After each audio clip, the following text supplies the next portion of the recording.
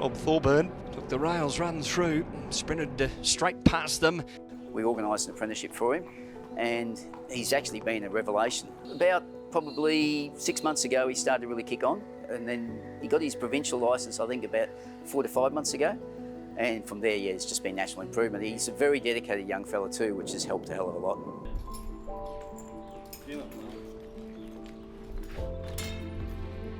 So essentially, the first 18 months of my life, the doctors couldn't really pinpoint what was wrong with me. I didn't really get the diagnosis of CSID until later on in life, probably around that 18-month mark age. I won't go into a long name about it, but essentially it's a sugar intolerance and sugar allergy. So it's partially why I can be so light with such height.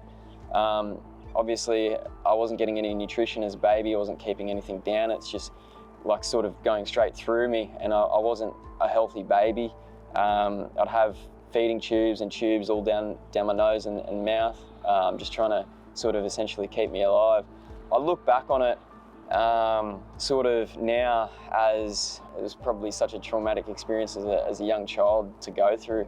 But I'm very grateful for sort of being able to, for the doctors and especially all my family that got me through it. I sort of do still to this day have quite a bad intolerance to sugar, and sort of does help keep me quite light, but it's a blessing and a curse. Probably look back on those times and I'm quite grateful for my opportunity at life. Obviously having sort of a very hard start to life, you sort of are able to take from that to just live in every moment and take it in and just have an appreciation for what you have.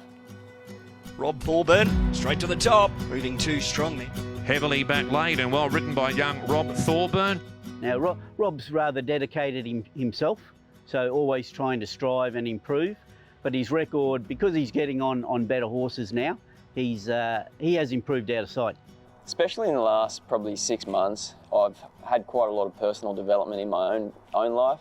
But yeah, I sort of have recently quite a lot been looking back and realising how far I have come as a person, and especially as a jockey, and everything that has sort of, every wrong turn or mistake that has happened in my life has led me to this point and has made me sort of a better person in a sense that I've had to mature and grow up.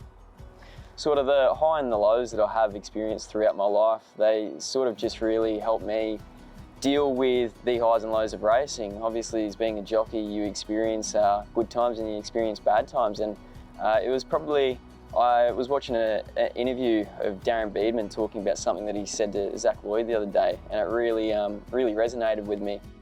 Don't let success go to your head, and don't let failure and disappointment go to your heart. Everything I've experienced in my life really helps me resonate with that. So he's had a different life to what racing is. Sometimes racing can be all-consuming for these kids. He's obviously intelligent because of his uni studies, and that's helped him as well, dealing with owners and trainers and also the stress of being a jockey. He's had other areas that he's had to work on.